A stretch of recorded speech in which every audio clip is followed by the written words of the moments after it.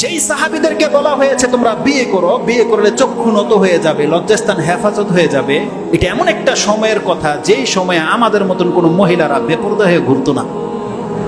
আপনি পুরো মদিনায় ঘুরে একটা মহিলার হাত দেখতে পাবেন এমনটাও পরিস্থিতি ছিল না।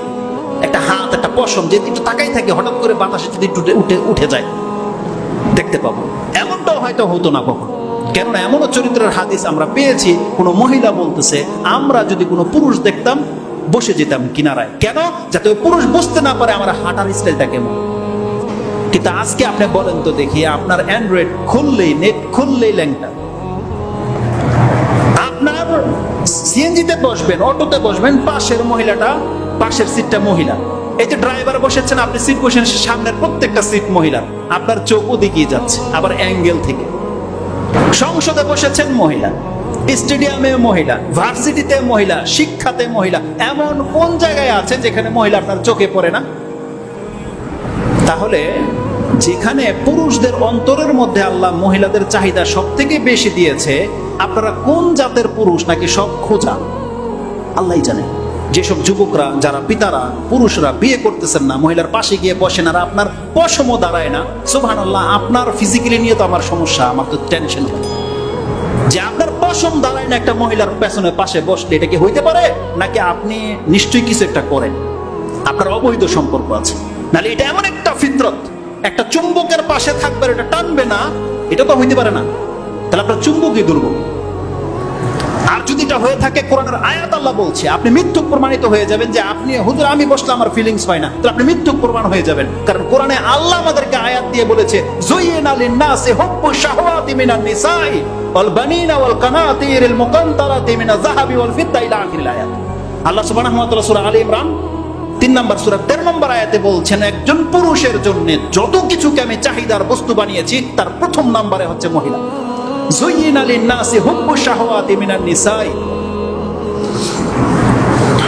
আসলে হাসির বক্তব্য আমরা করি, অনেকে বলে ভাই আপনি হাসেন না। তো এখন হঠাৎ করে আমার একটা কথা মনে পড়ে গেল যে না হাসে পারলাম না। আমরা যখন ফেসবুকে স্ট্যাটাস দেই, তো এক মহিলা পর্দা মানে ছিল, প্রোফাইল পিকচার, সে কমেন্ট করেছে, মানে আমি কি একটা কমেন্ট, আল্লাহ, আমি আবার স্বভাব হচ্ছে যে আকীদাগত বিষয়ে যদি কোনো ফল দেখি আমি সেখানে কমেন্ট না করে থাকতে পারি না, যেহেতু ব্যাপারটা হচ্ছে আকীদার মাসলা মাসালের মধ্যে আমি ইন্টারফেয়ার করি না। তো এক মহিলা আমি কমেন্ট করাতে, সে বলতেছে যে মহিলা দেখলেই কমেন্ট করতে ইচ্ছা করে, আমাকে বলতেছে সুবহানাল্লাহ। তখন এই আয়াতটার কথা আমি মনে পড়ে গেল। আমি বলছি, আপনি কি জানেন না যে আল্লাহ বলেছে যে কোরআনে যুয়িনা লিন-নাসি হুব্বু শাহওয়াতি মিনান নিসা, যে একজন পুরুষের কাছে সব থেকে চাহিদার জায়গা মহিলাকে করা হয়েছে। তো আপনি কি আয়াত পড়েন নাই? তো আলহামদুলিল্লাহ, এরপরে আর সে কোনো কমেন্ট করেনি।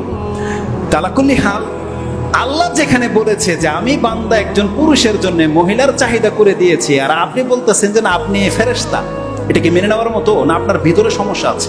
ওই নেতার সমস্যা আছে। নেতা বলতেছে যে একটা মহিলা ওর কাপড় পরবে, পোশাক পরবে, এতে আমার সমস্যা হবে কি? মহিলারা কি বলে, ও যে ওর কেন সমস্যা হবে, আমি আমার পোশাক, বলছে আমার বাবার টাকার পোশাক আমি পরবো, ওর কেন সমস্যা হবে?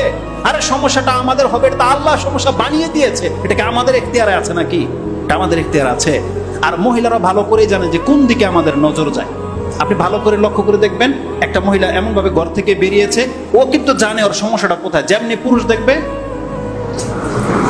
আর উপর ওনাটাকে একটু টেনে নিল, এই কাজটা তো ঘরের ভিতরে করতে পারতো না।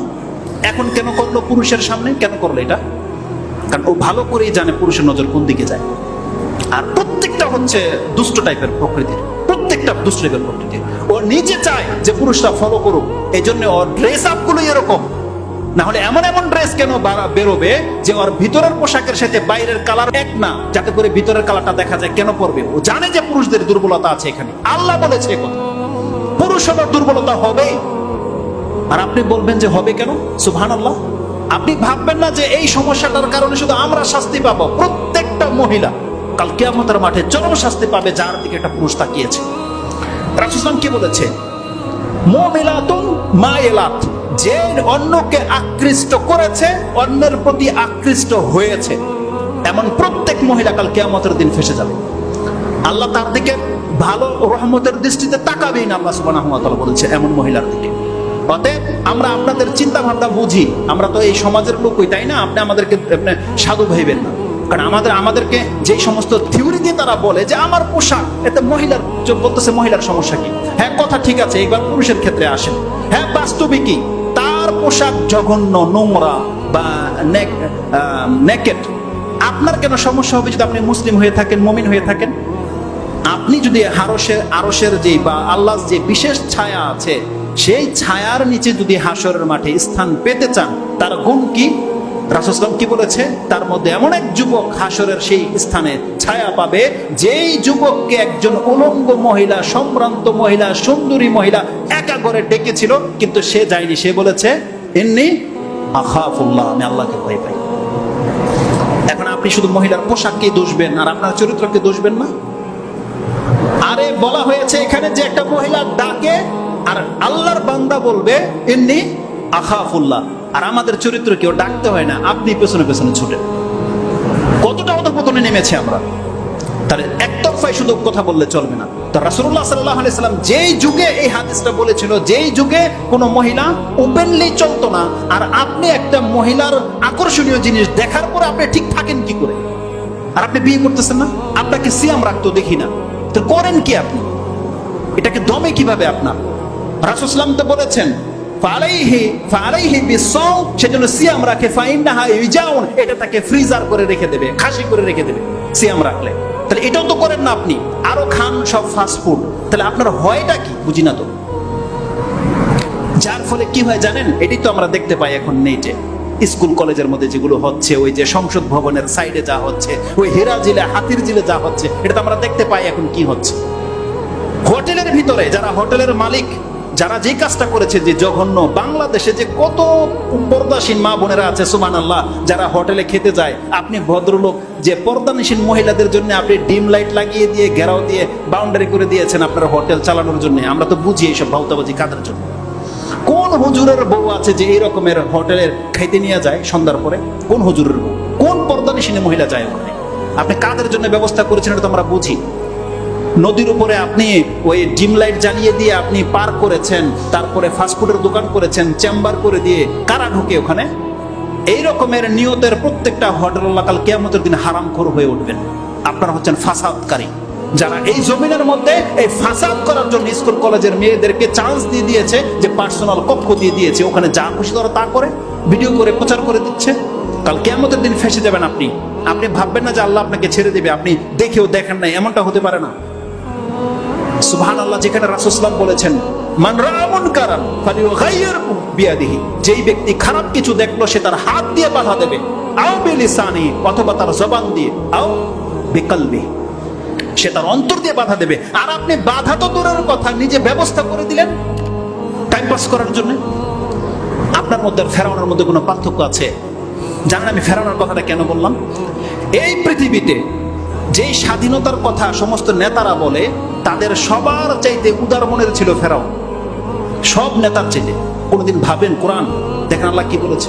মহিলাদের ক্ষেত্রে ফেরাউনের মতন কোন নেতা পৃথিবীতে জন্মায়, কোন নেতা জন্মায়। ফেরাউন এত বড় শিয়াল, আর আল্লাহ বলতেছে সে ফেরাউন কি করত? পুরুষদেরকে হত্যা করত আর মহিলাদেরকে ছেড়ে দিত। কেন ছেড়ে দিত? ভোগ করার জন্য ছেড়ে দিত। কত দয়ালু দেখেন, পুরুষদেরকে হত্যা করত, মহিলাদেরকে ছেড়ে দিত। আর এই ধরনের নেতা হচ্ছে আমাদের সমাজে সবচেয়ে বেশি। এরা মহিলাদের স্বাধীনতা খোঁজে, কিন্তু কোন স্বাধীনতা চায় এটা আমরা বুঝি। এই ফেরাউনের চরিত্রের ইতর টাইপের লোকগুলো, ফেরাউন এই কাজটা করতো, ভোগ করার জন্য মহিলাদেরকে ছেড়ে দিত, পুরুষদেরকে হত্যা করত। আর আমাদের সমাজের এই সব নেতারা সেই থিওরি অবলম্বন করেছে যে মহিলাদের স্বাধীনতা চায়, পুরুষদের না, মহিলাদের স্বাধীনতা চায়। যে মহিলা যেমন খুশি তেমন প্যান্ট পরে ঘুরবে, পোশাক পরে ঘুরবে, এটা নাকি স্বাধীনতা। তো কথা হচ্ছে যে যেই পয়েন্টটা এখানে আমি বলতে চাচ্ছিলাম, গত 2 সপ্তাহ আগে আমার এই খুতবাটা একটা মসজিদে দেওয়ার কথা ছিল, রূপগঞ্জ। কিন্তু ওই 21শে ফেব্রুয়ারি হওয়ার কারণে রাস্তা এতটা জাম ছিল, আমি রূপগঞ্জে পৌঁছতে পারিনি, 1টা বেজে গেছিল। তো জানি না, হয়তো আজকের জন্য ওই কথাটা বলবো বিদায়, হয়তো খুতবাটা ওই দিন দেওয়া হয়নি। এর 2 দিন পর এই যে নাসির হুসাইন আছে না, ক্রিকেট খেলে নাসির, এর ভিডিও কি ভাইরাল হলো বা কিছু।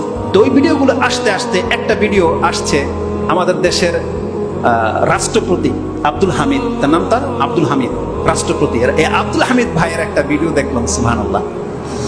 সে বক্তব্য করেছে এডুকেটেড পার্সনদের সামনে, যারা ওই যে গোল্ড মেডেল পায়, শিক্ষিত উচ্চ শিক্ষিত নারী পুরুষের সামনে। আর এখানে সে এমন কিছু কথা বলেছে, যদিও কথাগুলো সে হাস্যোজ্জ্বল ভাবে বলেছে, হেসে হেসে বলেছে, কিন্তু আপনি জানেন একটা মানুষের অন্তরে যেটা থাকে ওটা কিন্তু কোনো না কোনো ভাবে প্রকাশ পায়। যে কথাটা আমি প্রকাশ করতে চাই, উনি যদি ওখানে দাঁড়িয়ে বলতে পারতো সমাজের সামনে যে আমার বিয়ের প্রয়োজন আছে, তাহলে কিন্তু সে সাকসেস। কিন্তু এটা তার বলতে পারে না, সে তো রাষ্ট্রপতি। সে এমন একটা কথা বলেছে সেখানে, সুবহানাল্লাহ, একটা ফিল্ম স্টার একটা নায়িকাকে নিয়ে কথা বলেছে। তা আমি সেই বক্তব্যটা শুনে হাসলাম কিছুক্ষণ, কিন্তু আমি আল্লাহর প্রশংসাও করেছি। তারপরে কেন যেন হাসতে হাসতে হঠাৎ করে চোখে পানি চলে আসলো। কেন পানি চলে আসে জানেন? ওই কথাটা বলবো। সেটা এই জন্য পানি চলে আসছে, হতে পারে এই কারণে পানি চলে আসছে। আমরা সবাই কিন্তু এই বয়সে পৌঁছাবো, আমরা যারা যুবক এখন আছি না, আমরা সবাই কিন্তু একদিন মরবো, আর আমরা সবাই কিন্তু বৃদ্ধ হব, তাই না? সুবহানাল্লাহ। এখন আমাদের অন্তরে মহিলাদের যে চাহিদাটা আছে, আল্লাহ না করুক যদি দাড়ি সাদা হয়ে যাওয়ার পরও সেই চাহিদাটা থেকে যায়, এটা জানেন এটার রেজাল্টটা কত মারাত্মক হবে? এটা কত বড় ফিতনা। আপনার জীবনের 60 বছরের ইবাদত সব ধূলিসাৎ হয়ে যাবে। 60 বছরের ইবাদত ধূলিসাৎ হয়ে যাবে, কলঙ্ক একটা বয়ে যাবে, মাওলানার জায়গায় লুচ্চা শব্দ লেগে যাবে। এটা কত বড় ফিতনা। তখন যাই না, ওই ফিলিংসটা এখন আর আসবে না, কিন্তু আমি অনেক অনেক কান্না পেয়েছে সেই সময়। আমি এখন আল্লাহর কাছে বলেছি, আল্লাহ এই ফিতনা থেকে তুমি আমাদেরকে মুক্ত করে রাখো, কারণ এটা হচ্ছে চরম ফিতনা। রাসূল সাল্লাল্লাহু আলাইহি ওয়াসাল্লাম কি বলেছেন? উসামা বিন যায়েদ রাদিয়াল্লাহু তাআলা এই হাদিসটাকে কোট করেছেন ইমাম বুখারী রাহিমাহুল্লাহ। তিনি তার নিকাহ কিতাবুল নিকার মধ্যে উল্লেখ করেছেন। তিনি বলেছেন, রাসূলুল্লাহ সাল্লাল্লাহু আলাইহি ওয়াসাল্লাম বলেছেন যে আমি আমার উম্মতের মাঝে মহিলাদের চেয়ে মা তারাতু বাদি ফিতনাতান আদাররার রিজালি মিনান নিসা, আমি আমার পরে আমার উম্মতের পুরুষদের জন্য মহিলাদের চাইতে বড় কোনো ফিতনা আমি দেখতে পাচ্ছি না। রাসূল বলছে যে আমি আমার পরে প্রত্যেক পুরুষের জন্য যে ফিতনাটা সবথেকে বড় দেখতে পাচ্ছি, সেটা হচ্ছে মিনান নিসা, মহিলা সংক্রান্ত ফিতনা।